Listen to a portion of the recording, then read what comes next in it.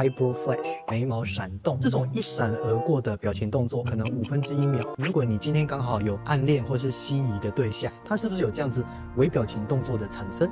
或许他心中就是对你有好感的哦。那如果没有嘞？如果没有一心一意造就你的美丽。大家好，我是整形外科李金轩医师。之前东东院长及子宇医师有帮大家介绍过关于双眼皮及前额拉提相关的治疗及适合的方式。今天我们来聊些不一样的，关于眉毛、眼睛之间的一些动态变化及美学的分析。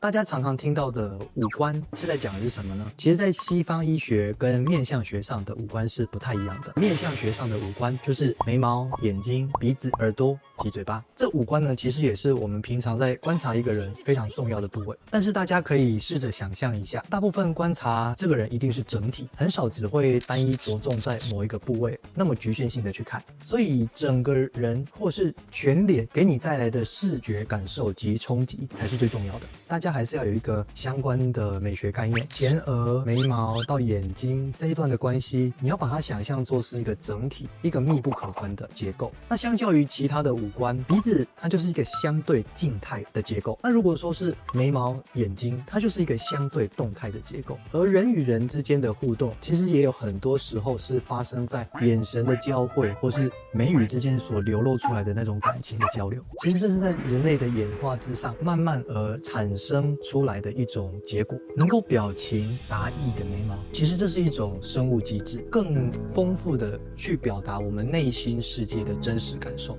那也有一些研究指出，我们人类这种特别发达跟特化性的行为，有利于我们这个族群在地球上面好好的社交，进而能够发展跟繁衍。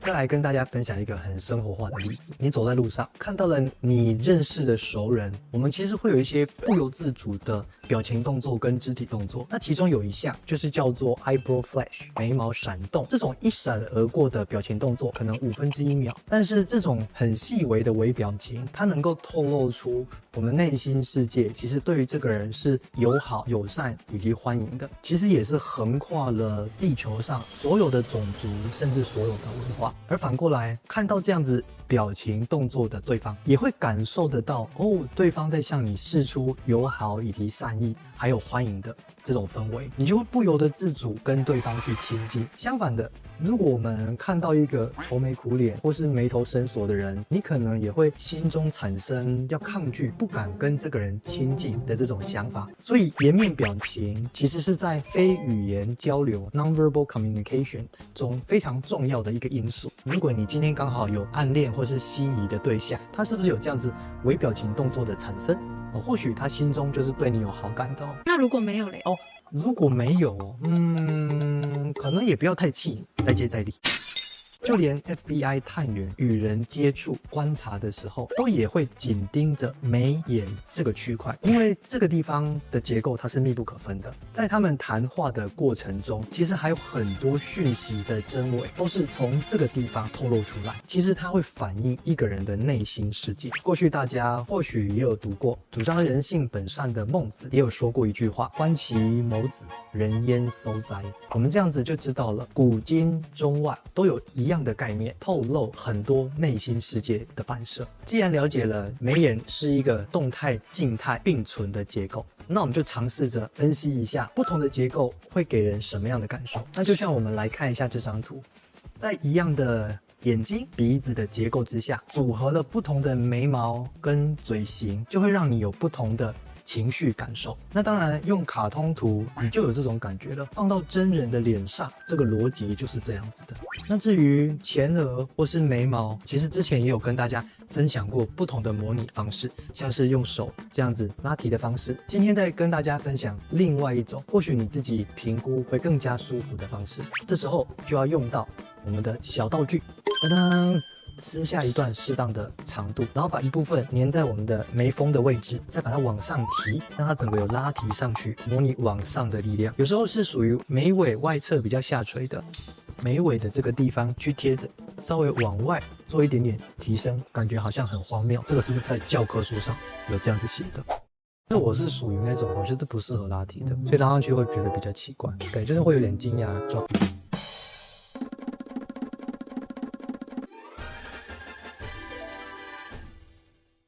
那其实这样子拉提上去之后，我们可以改善眉眼间距过界、过于压迫的问题，也可以让眉下上眼睑这一区的组织均匀的摊得比较薄、比较平整。那整体呢，就会营造出一种神清气爽、眉开眼笑、比较年轻有活力的样貌。像我自己个人也是常常会这样子去想一想、去感受，这样子拉开来的时候，这眼睛确实会轻松很多。所以最终我们还是要评估看看自己是否适合这样子的治疗。因为就我的观点，前额拉提它不仅是一个能够变年轻化的手术，它还是更偏加于会改变你一个人气质的一个治疗。所以我们要综合评估看看，这样子的变化是不是符合我们自己心中对于美感或是气质想要达到的调整。当然我们上面跟大家分享了这么多，其实好看的感觉也不是着重在那几公分或是几个 millimeter 之间，而是在于一个整体的感受。就像你平常很常看到的这些好看的明星，相对比较远一点的代表就是像张元英、杨幂、范冰冰，他们都是大家心中的美女。那比较近一点的代表 Angelababy、张柏芝或是昆凌，那也是大家心中的美女。那如果是男生呢，眉眼间距偏远的 BTS 中的金泰亨或是车银优，还有台湾的许光汉。那如果是眉眼间距比较近的帅哥，彭于晏、金城武、梁朝伟，他们也都是大家公认的帅哥。所以纵观之下，每个人都有不同的美丽与帅气。我们做整形不是为了做而做，而是希望透过这样子的治疗，让我们可以变得更漂亮、更有自信，可以有机会用一个更优化版本的自己去过一个更棒的人生。经过今天跟大家的分享，不知道大家是否对于眉眼之间的一些动态、静态及美学的结构有更深一步的了解了呢？除了今天分享的这个 Eyebrow Flash 之外，还有没有听过什么有趣的微表情小知识？欢迎在下面分享，告诉我们。如果喜欢我们的影片，欢迎帮我们按赞、订阅跟开启小铃铛。